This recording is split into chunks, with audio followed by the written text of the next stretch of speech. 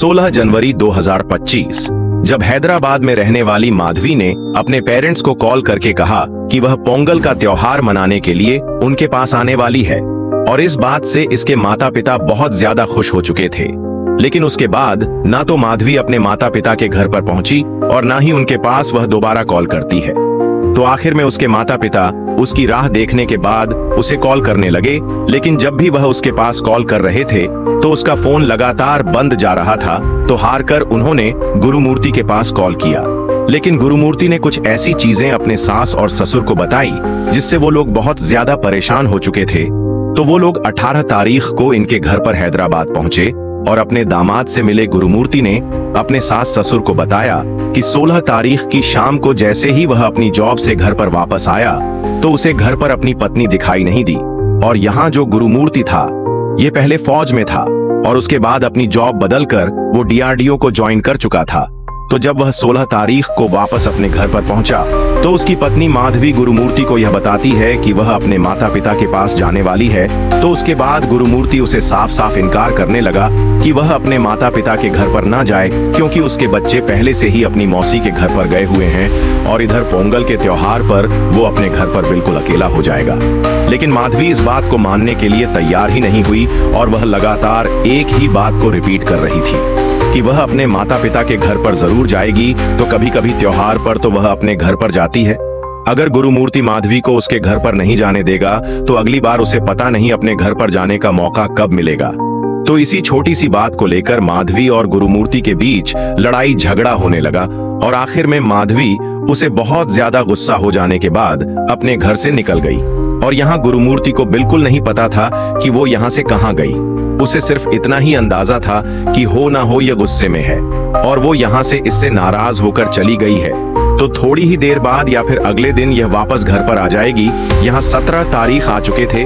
17 तारीख का पूरा दिन और रात निकल चुके थे, लेकिन इस तरफ गुरुमूर्ति अपनी जॉब में बिजी हो चुका था। वो तो जब उसके सास ससुर का उसके पास कॉल आया तब जाकर वह बताने लगा कि वह इस तरीके से लड़ाई करके यहाँ घर से निकली थी, क्योंकि एक तरफ तो उसे इस बात का भी अंदाजा था, हो सकता है कि वह अपने माता पिता के घर पर ही चली गई हो। लेकिन उसके सास ससुर ने उसके पास कॉल किया और तब उसे पता चला कि माधवी तो अपने माता पिता के यहाँ पर पहुंची ही नहीं और उसके यहाँ सास ससुर गुरुमूर्ति के घर पर हैदराबाद में पहुंच चुके थे। तो यह सारे मिलकर पुलिस स्टेशन गए। वहां पर जाकर माधवी की मिसिंग कंप्लेंट फाइल करवाई गई और सारी की सारी चीजें पुलिस वालों को वह डिटेल से बताने लगे कि आखिरी टाइम में माधवी गुरुमूर्ति से इस तरह से नाराज होकर घर से चली गई थी। और पुलिस वालों को भी जब यह सारी बातों का पता चला तो उनका अंदाजा यही था कि वह महिला 1-2 दिनों के अंदर वापस घर आ जाएगी। वह सिर्फ अपने पति से नाराज हुई थी और कुछ भी नहीं तो ऐसे ही लड़ाई झगड़ा करने के बाद उसका मूड ठीक होगा तो वापस घर आ जाएगी। ऐसे ही टाइम बीतता रहा और यहाँ 19 तारीख आ चुकी थी। 19 तारीख को भी कुछ नहीं हुआ। ऐसे ही 20 तारीख, 21 और यहाँ 22 तारीख आ चुकी थी, लेकिन माधवी के बारे में किसी को भी कुछ पता नहीं चला। माधवी के माता पिता दोबारा से पुलिस स्टेशन पहुंचे और वहां जाकर पुलिस वालों को याद दिलवाने लगे कि हमारी बेटी इस दिन ऐसे ऐसे गायब हुई थी। तो प्लीज आप लोग जल्द से जल्द इस केस पर कुछ ऐसे एक्शंस लीजिए ताकि हमें पता चल सके कि हमारी बेटी कहाँ है। तो पुलिस भी अब यहाँ एक्टिव हो चुके थे कि इन सारी चीजों को बीते हुए अब करीबन 5 से 6 दिनों का टाइम हो चुका था। अगर वह किसी अपने रिश्तेदार के घर पर गई होती तो अभी तक तो उसे वापस आ जाना चाहिए था। और जब पुलिस वालों ने उसका फोन ट्रेस करना शुरू किया तब उन्हें पता चला कि इसका मोबाइल फोन तो अब बंद जा रहा है। और उसी तरीके से पूछताछ करते हुए वो लोग गुरुमूर्ति को भी अपने पास बुला लेते हैं। गुरुमूर्ति से भी पूछताछ की गई, उससे जो कुछ भी पूछना था वो उससे पूछा गया और गुरुमूर्ति उन्हें बातें बताने लगा।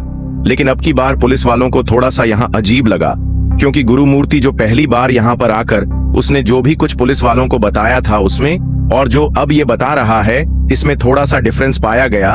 तो पुलिस वालों को यहाँ अंदाजा होने लगा कि हमें कोई और तो क्लू नहीं मिल रहा। तो यहाँ जो एक बंदा है जिसने आखिरी टाइम अपनी पत्नी को देखा था तो ये बार बार अपने बयान बदल रहा है। तो हो सकता है इसके गायब होने के पीछे यही रहा हो। तो पुलिस वाले वहां लगे हुए उसके घर के आसपास जितने भी सीसीटीवी कैमरा थे उन्हें चेक करना शुरू करते हैं और इसी टाइम उन्हें पता चला कि 16 तारीख को माधवी अपने घर से एक बार बाहर जरूर निकली थी और उसके बाद वापस से वह अपने घर के अंदर चली गई। इनका जो यह दरवाजा था ये पूरे तरीके से उस कैमरे में कैप्चर नहीं हो रहा था, तो इसी कारण पुलिस वालों को यह अंदाजा था कि वो कैमरे के फ्रेम में आए बिना ही घर से दोबारा बाहर निकल गई होगी।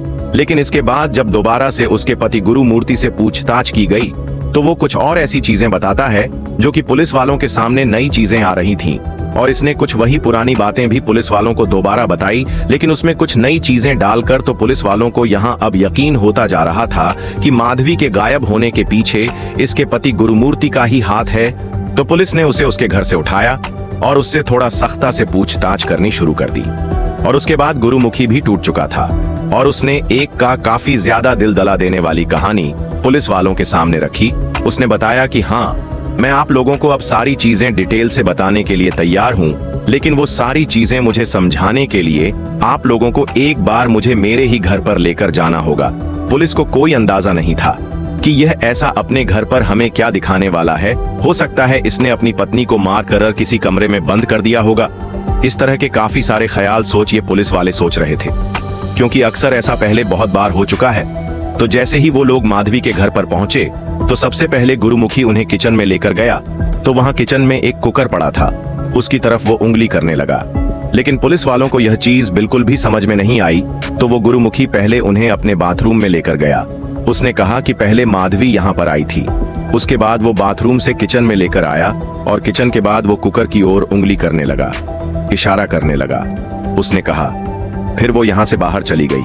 पुलिस वालों को यह कहानी बिल्कुल भी समझ में नहीं आ रही थी, तो पुलिस वालों ने दोबारा उससे पूछताछ की कि तुम हमें ढंग से बताओ, सही सही बताओ कि आखिरकार तुम कहना क्या चाहते हो। उसने वही चीजें 2-3 बार दोबारा रिपीट की। पहले माधवी बाथरूम में आई, बाथरूम के बाद किचन में गई कुकर की तरफ इशारा करके, फिर कहा कि यहाँ से वह बाहर चली गई। लेकिन फिर भी पुलिस वालों को कुछ खास पता नहीं चल पा रहा था कि आखिरकार गुरुमुखी कहना क्या चाहता है।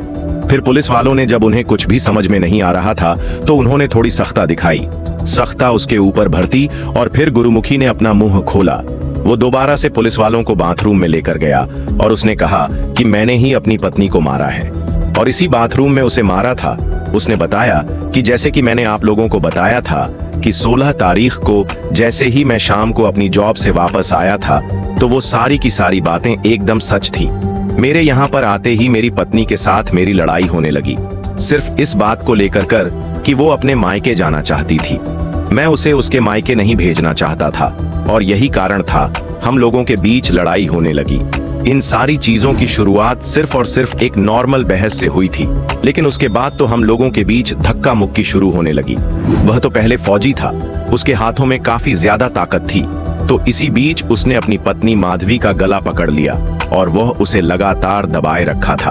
उसे कोई अंदाजा नहीं था कि इतनी जोर से गला दबा देने के बाद उसकी पत्नी अपनी जान गंवा देगी। वो सिर्फ और सिर्फ उसके साथ लड़ाई या बहस कर रहा था और इसी टाइम पर उसकी गर्दन को थोड़ा जोर से दबा देता है, जिसके कारण माधवी की दम घुटने के कारण उसकी जान चली गई।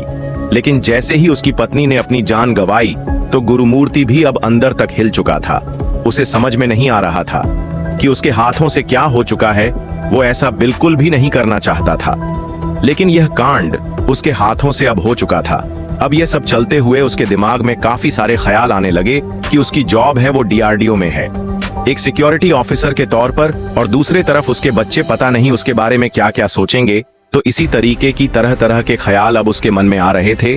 तो उसके बाद उसने जो यह क्राइम कर दिया था गलती से, जबकि वो यह करना नहीं चाहता था, तो इसने इस क्राइम को और ज्यादा खौफनाक रूप में दे दिया। तो यह किचन में गया, वहां से तेज धारदार हथियार लिया और उसके बाद उस बॉडी को बाथरूम में लेकर गया, क्योंकि गुरुमूर्ति का यह कहना था कि अगर वह अपनी पत्नी को इसी तरीके से मरी हुई हालत में बाहर लेकर जाएगा तो उसे कोई ना कोई रास्ते में देख सकता है, और रास्ता इतना भी आसान नहीं था। तो वो इसके छोटे छोटे टुकड़े करने के बारे में सोचता है, और इसके बारे में किसी को कोई आइडिया नहीं था कि एक शख्स अपने साथ जो थैली लेकर जा रहा है उसमें वो क्या चीजें लेकर जा रहा है, जिसके चलते वह अपनी पत्नी की बॉडी को बाथरूम में लेकर गया और जगह जगह पर उसके ऊपर वव कट मारने लगा। उसके बाद उसके ऊपर से काफी सारा पानी वो बहाने लगा कि सारा का सारा जो इसके शरीर का रक्त है वो पानी के साथ ही बह जाए। वो बिल्कुल ऐसा ही करने लगा, छोटे छोटे टुकड़ों में अपनी पत्नी के हिस्सों को काटने लगा। लेकिन उसे इस बारे में भी पता था कि इस पूरी बॉडी को अगर वो छोटे छोटे हिस्से में यूं ही काटता रहेगा तो काफी ज्यादा टाइम लग सकता है, और टाइम बीतने के साथ साथ इसकी बॉडी डिकम्पोज्ड होने लगेगी, साथ ही साथ इसमें से बदबू आएगी। और ऐसे हालातों में इसके पड़ोसियों को यह बदबू का पता चल गया तो वह लोग इससे तरह तरह के सवाल पूछने लगेंगे। तो उसी टाइम उसके दिमाग में एक बात और आई कि यह अपनी पत्नी के डेड बॉडी के पार्ट्स को छोटे छोटे हिस्सों में काट लेने के बाद अगर उबाल देगा तो इससे बदबू नहीं आएगी। तो सबसे पहले वह अपनी पत्नी के छोटे छोटे हिस्से करता है, उसके बाद उसके शरीर की हड्डियों को अलग करने लगा, उसके शरीर में जितना भी मांस था उसे वह अलग कर देता है, और उसके बाद उन सारे ही टुकड़ों को वह उस कुकर में डालने लगता है। उसके बाद लगातार इसने अगले लगभग 72 घंटों तक वो इस पर काम करता रहा। लगातार कुकर की सीटियां बजती जा रही थीं। उनके पड़ोसियों के भी दिमाग में काफी बार यह सवाल उठे थे कि आखिरकार इतना सारा खाना यह लोग किसके लिए बना रहे हैं, लेकिन वो लोग उनसे ज्यादा बातें नहीं करते थे और यही कारण था वो लोग इसे इग्नोर कर रहे थे। लेकिन ये जो सबसे अजीब घटना यहाँ पर घट चुकी थी वो यह थी कि इनके घर से रात को करीबन 2 बजे तक कुकर की सीटियों तो इसे ये आइडिया था कि यहाँ पर मछलियां वगैरह तो जरूर होंगी ही, और उन सारे टुकड़ों को वो उस तालाब में फेंक आया करता। काफी हद तक इसने अपनी पत्नी के बॉडी को ठिकाने लगा दिया था, लेकिन अभी भी शरीर की हड्डियां बाकी बची हुई थी। तो आखिर में उसने एक बैग वगैरह लिया, उसमें उन सारी हड्डियों को भरा और उसी में ही वो हड्डियों के और छोटे छोटे यानी कि कीमा बनाने लगा। हड्डियां यहाँ छोटी छोटी हो चुकी थी, उन्हें वो ग्राइंडर में डालता है और अच्छे से पीस लेने के बाद उसे भी वो उसी तालाब में फेंकता है। सारा का सारा काम उसने जब इस अपने क्राइम को अंजाम दे दिया था तो वापस घर पर आने के बाद उसने कुकर को अच्छे से साफ किया, और इसके अलावा जिस बाथरूम में बैठकर उसने अपने पत्नी के शरीर के छोटे छोटे टुकड़े किए थे उसे भी काफी अच्छे से वो धो देता है इस टाइम। इसके बच्चे तो यहाँ अपने मौसी के घर पर थे। घर पर सिर्फ और सिर्फ माधवी और इसका पति ही मौजूद थे। माधवी की इसने जान ले ली थी, अब सबूत के तौर पर तो कुछ भी नहीं बचा था और उसे पक्का विश्वास था कि अब उसे कोई भी पकड़ने वाला नहीं है।